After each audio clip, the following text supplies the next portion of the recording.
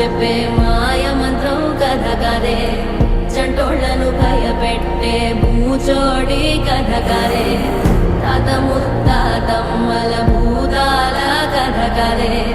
విక్రమాదిత్యుడు చెప్పిన వేదాళుడి కథ కదే దీపము నుండి దెయ్యం వచ్చే అల్లావుద్దీన్ కథ కదే ఇది ముడత చర్మం ముసలి చెప్పే కథలాంటి నిజమేలే